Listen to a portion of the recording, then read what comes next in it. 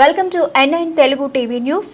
మహిళలను గౌరవించడం ఇంటి నుంచే ప్రారంభం కావాలని, మహిళా గౌరవం ఉన్న సమాజం ఆర్థిక పురోభివృద్ధి చెందుతుందని పార్లమెంటు సభ్యులు దగ్గుబాటి పురంధరేశ్వరి అన్నారు. బుధవారం స్థానిక శ్రీ వెంకటేశ్వర ఆనకళ క్షేత్రంలో నిర్వహించిన బేటీ పడావో బేటీ బచావో జిల్లా స్థాయి కార్యక్రమాన్ని మహిళా శిశు సంక్షేమ శాఖ ఆధ్వర్యంలో నిర్వహించిన కార్యక్రమానికి పార్లమెంట్ సభ్యులు దగ్గుబాటి పురంధరేశ్వరి ముఖ్య అతిథిగా పాల్గొన్నారు. ఈ కార్యక్రమంలో జిల్లా కలెక్టర్ పి ప్రశాంత్, జిల్లా ఎస్పీడీ నరసింహ కిషోర్, అర్బన్ శాసనసభ్యులు ఆదిరెడ్డి వాసు, రూరల్ శాసనసభ్యులు గోరంట్ల బుచ్చయ్య చౌదరి, ఐసీడీఎస్ పీడీ విజయ్ కుమారి పాల్గొని మాట్లాడారు. దూరంగా ఉండే విధానం మరి భారతీయ నృత్య రూపకం కూచిపూడి అంటూ ప్రావీణ్యం కనబరిచిన ఆమె ఎవరో కాదు, మన రాజమహేంద్రవరం పార్లమెంటు సభ్యులు శ్రీమతి దగ్గుబాటి పురంధరేశ్వరి గారిని సాదరంగా వేదికపైకి ఆహ్వానం పలుకుతున్నాం. తండ్రి శ్రీ ఆదిరెడ్డి అప్పారావు గారి ఆశయాలను 2000 పైచిలకు భారీ మెజారిటీతో విజయం సాధించి భవానీ చారిటబుల్ ట్రస్ట్ ద్వారా ఎన్నో మంచి కార్యక్రమాలను చేపడుతూ రాజమండ్రి మీరే మాకు నాయకుడిగా రావాలని కోరుతూ ప్రజలందరి ఆదరాభిమానాలను చూడవచ్చు.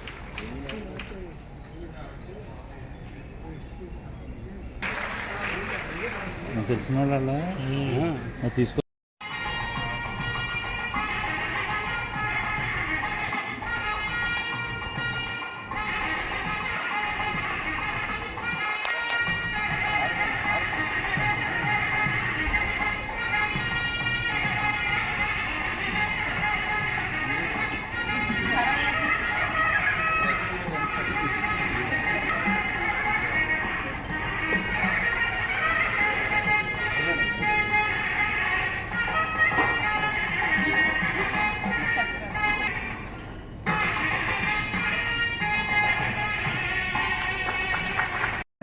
అభ్యుదయ వారికి శ్రీమంతాల జరుగుతున్నటువంటి కార్యక్రమం ఏంటి? శ్రీమంతాల ఎవరైతే గర్భిణిగా ఉన్నారో ప్రసరించాలన్న ఉద్దేశంతో ఏర్పడినటువంటి కార్యక్రమం ఇది. దానిలో ఐసీడీఎస్ ప్రోగ్రామ్ లో భాగంగా సుమారు 20 మందికి పైగా గర్భిణీలను మనం శ్రీమంతాల కార్యక్రమంలో సత్కరించుకోవడం జరుగుతుంది. అనంతరం అలాగే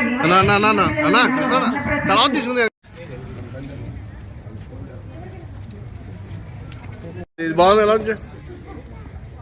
జూమ్లో వేసుకోండి అబ్బా అందరూ.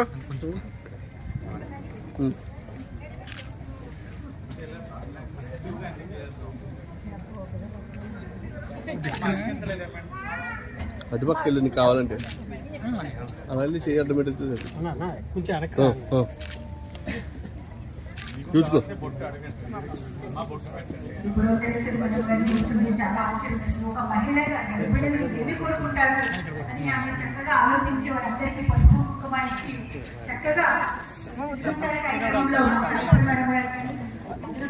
సచివాడి గారి కానీ అలాగే పురంధరేశ్వరి గారి కానీ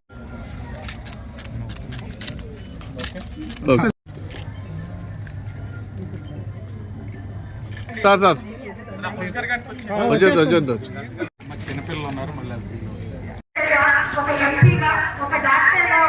అదే ఇప్పుడు వెనకొచ్చి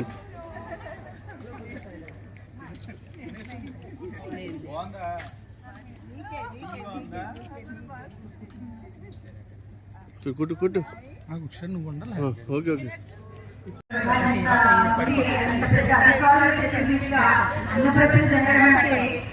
ఏమండి కొంచెం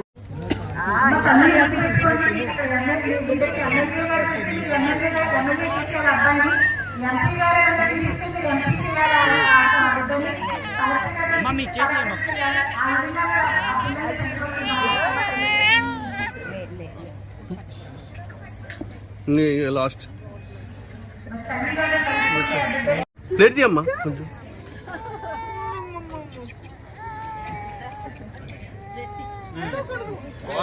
బాగుందా?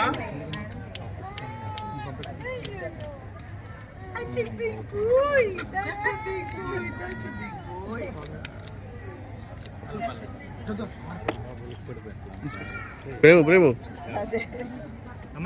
అమ్మ ఒకసారి చూడరా మేడం ఒకసారి మేడం మేడం ఒకసారి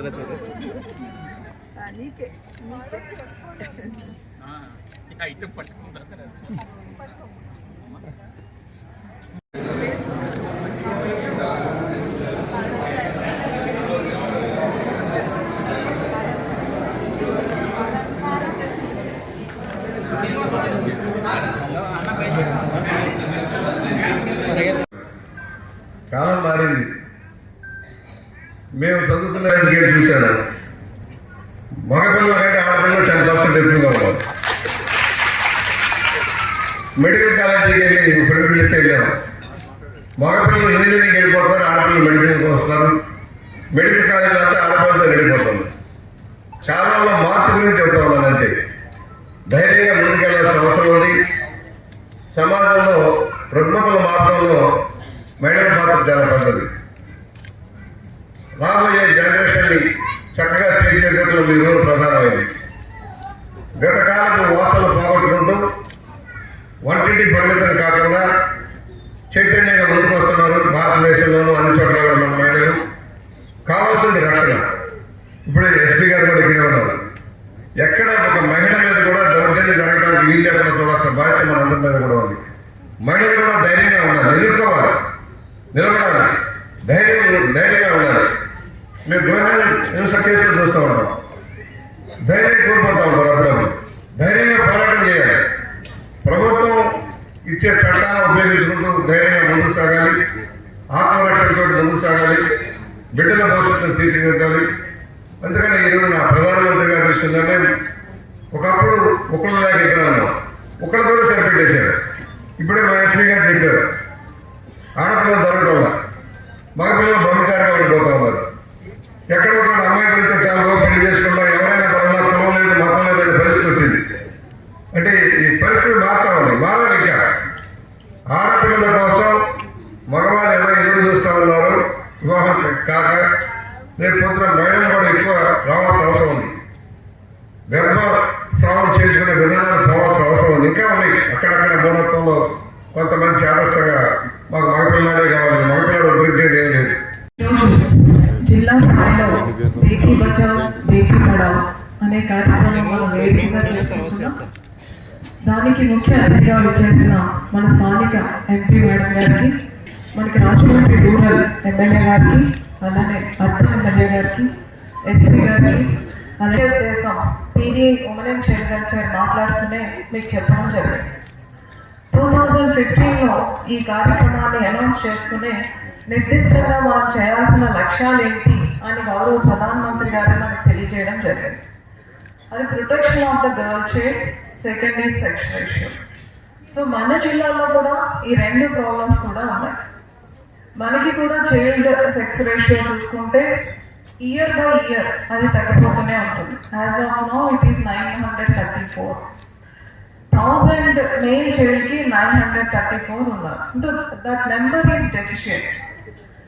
Second is the crime against the woman. So, every month as an average of 28 to 30 cases, POCSO cases నమోదవుతున్నాయి. అలానే కేసెస్ అగైన్స్ ద ఉమెన్ కూడా ఇంకా మనకి బయటికి తెలియకుండా ఉన్న డొమెస్టిక్ వైలెన్స్ కేసెస్ కూడా చాలా ఉన్నాయి. వీటన్నిటిని దృష్టిలో పెట్టుకొని ఒక కాంప్రిహెన్సివ్ ప్రోగ్రామ్ చేయాలి, అది కూడా అవేర్నెస్తో. సో ఇదేదో ఒక చట్టం చేస్తే కాదు, కమ్యూనిటీలో అవేర్నెస్ రావాలి అనే ఉద్దేశంతో ఈ ప్రోగ్రామ్ అనేది చేయడం జరిగింది. ముందుగా కొన్ని స్టేట్స్లో ఒక ప్రోగ్రామ్ స్టార్ట్ చేశారు. తర్వాత ఎక్కడైతే ఈ ప్రాబ్లమ్స్ ఎక్కువ ఉన్నాయో ఆ జిల్లాలో స్టార్ట్ చేశారు. ఇయర్ తర్వాత అన్ని జిల్లాల్లో కూడా ఈ ప్రోగ్రామ్ని ఎక్స్పాండ్ చేయడం జరిగింది. సో ఈ ప్రోగ్రాంలో చూసుకుంటే మనకి ఇదేదో ఒక్కరి ద్వారా అవ్వదు. సో ఇప్పుడు మనకి చట్టాలు ఉన్నాయి, చైల్డ్ మ్యారేజెస్ ప్రివెన్షన్ యాక్ట్ ఉంది, PCPNDT యాక్ట్ ఉంది, otherwise prevention of atrocities against the women ఉంది. సో చట్టాలు ఉన్నాయి, చట్టాలు తగినట్టుగా పని చేయడానికి వ్యవస్థలు కూడా ఉన్నాయి. కానీ అది మనం ఆశించినంత స్థాయిలో రిజల్ట్స్ రాకపోవడానికి కారణం ఎవరైతే స్టేక్ హోల్డర్స్ ఉన్నారో వాళ్ళందరిలో అవేర్నెస్ అనేది అంతకంతటికి తగ్గిపోతుంది. అది కొన్ని సందర్భాల్లో కాన్షియస్గా జరుగుతుంది, కొన్ని సందర్భాల్లో తెలియక జరుగుతుంది. చట్టాలు ఉన్నాయి, వ్యవస్థలు ఉన్నాయి, కానీ మనం ఏ లక్ష్యం గురించి అయితే మనం మాట్లాడుతున్నామో ఆ లక్ష్యం చేరుకోలేకపోతున్నాం.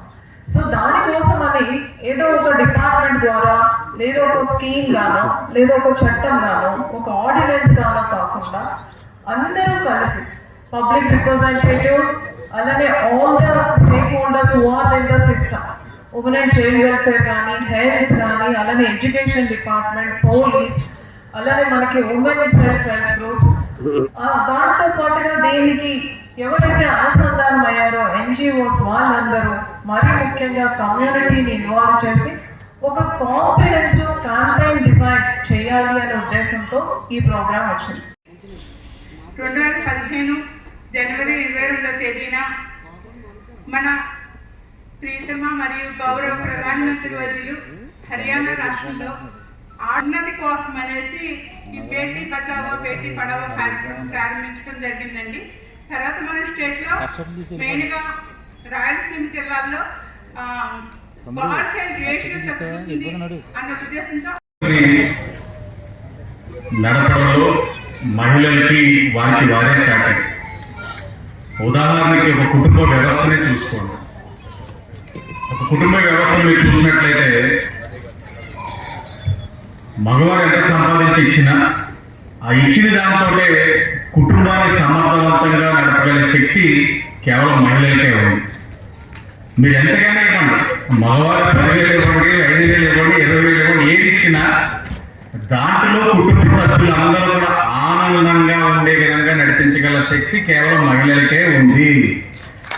అది కారణానికి ఎవరు సరిపో వారే కానీ లేకపోతే ఆలోచించుకోవడానికి కూడా అది మనకి ఊహకందని పరిణామం.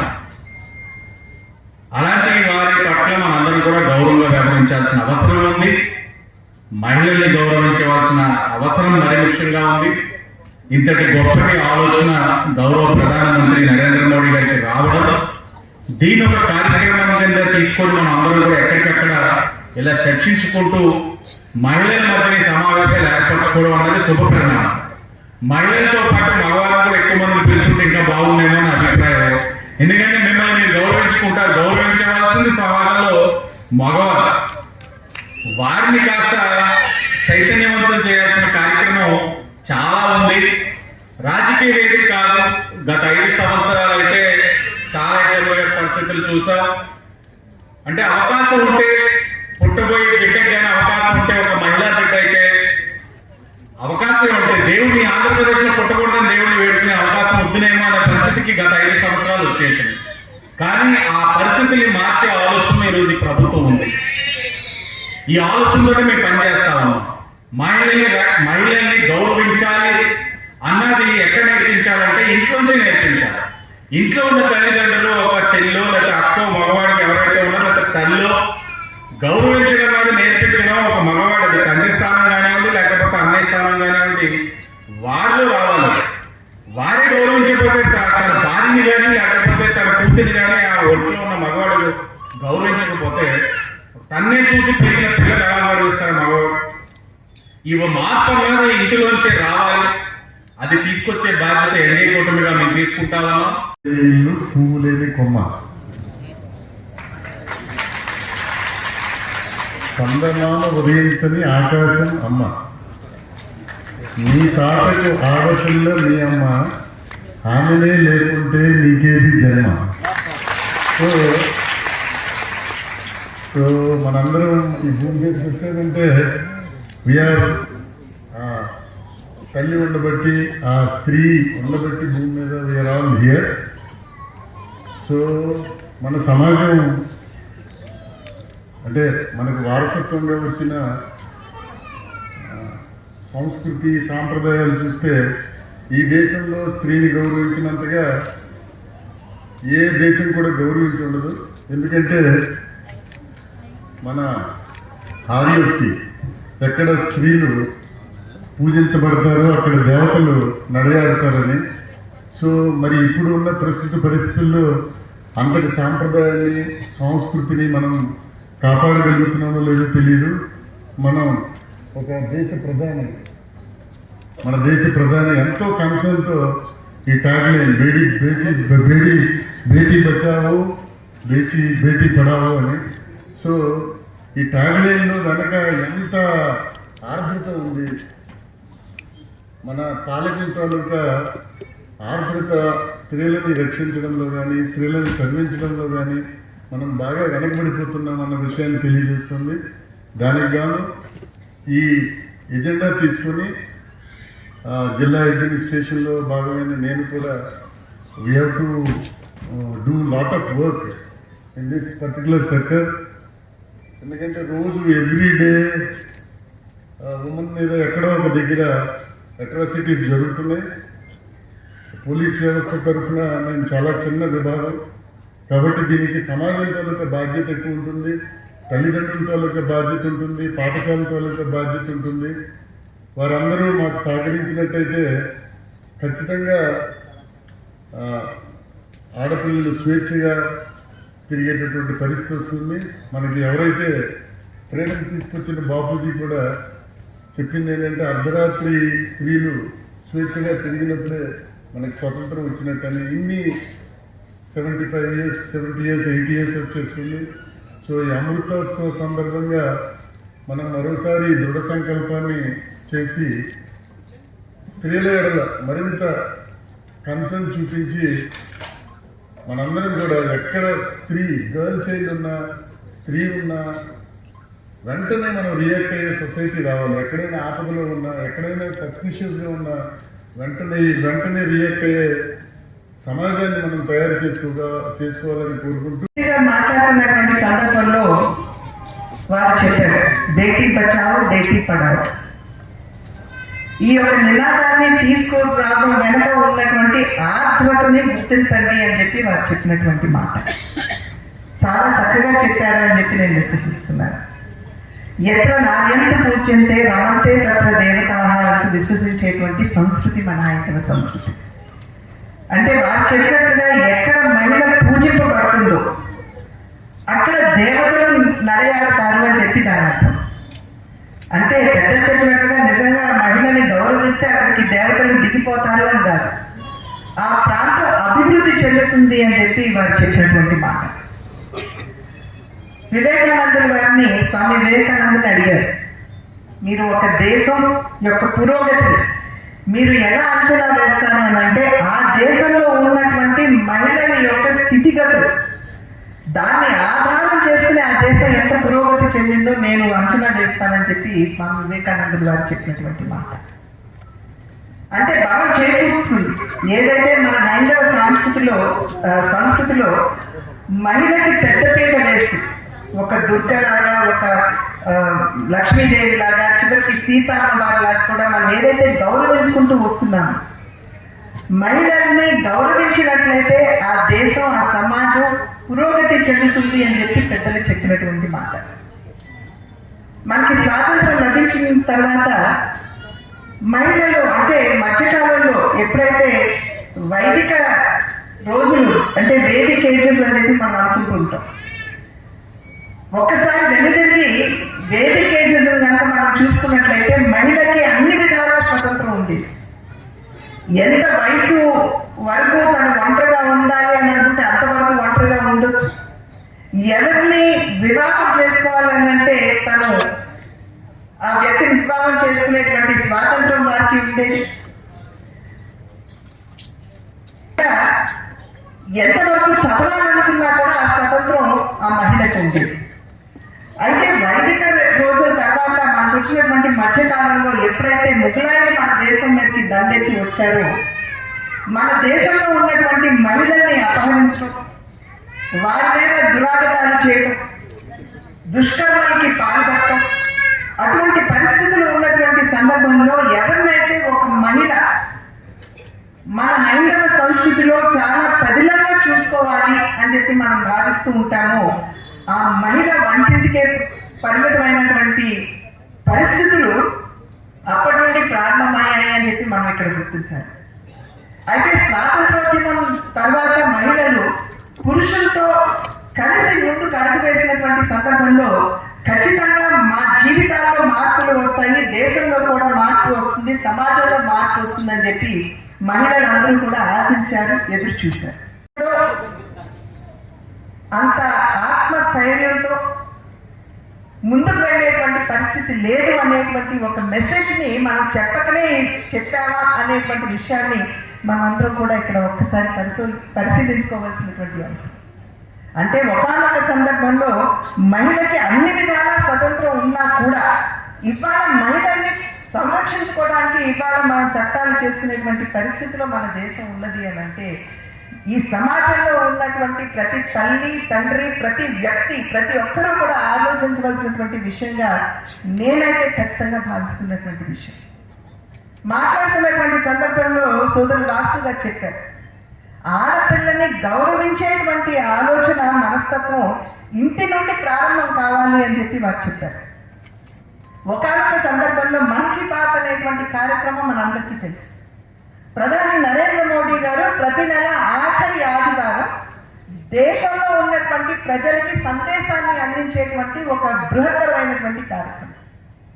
సమాజంలో ఉన్నటువంటి రుగ్మతుల గురించి వారు అనేక సందర్భాల్లో మన్ కీ బాత్ మాధ్యమంగా దేశ ప్రజలకి తెలియజేస్తూ ఉంటారు వారి సందేశం ద్వారా. అటువంటి ఒకానొక మన్ కీ బాత్ కార్యక్రమంలో వారు చెప్పినటువంటి విషయం ఏమిటంటే, సాధారణంగా ఆడబిడ్డ ఇంటి బయటకు వెళ్ళి ఒకవేళ ఒకంత ఆలస్యంగా ఇంటికి వచ్చినట్లయితే 1,00,000 ప్రశ్నలు వేస్తాం మనం. నువ్వు ఎక్కడికి వెళ్ళావు, ఎవరితో వెళ్ళావు, ఎంత దూరంలో ఉన్నావు, ఎంతమంది ఉన్నారు, ఎవరితో మాట్లాడావు, ఎలా కూర్చున్నావు, ఇలా 1,00,000 ప్రశ్నలు మనం ఆడపిల్లకు వేస్తాం. కానీ నిజంగా మన ఇంట్లో ఉన్నటువంటి మగపిల్లవాడు బయటకు వెళ్ళి ఇంటికి ఆలస్యంగా వస్తే మనం అన్ని ప్రశ్నలు వేస్తామా? ఒక్కసారి మీరు ఆత్మ పరిశీలన చేసుకోండి అని చెప్పి ప్రధాని నరేంద్ర మోడీ గారు ఇచ్చినటువంటి సందేశం.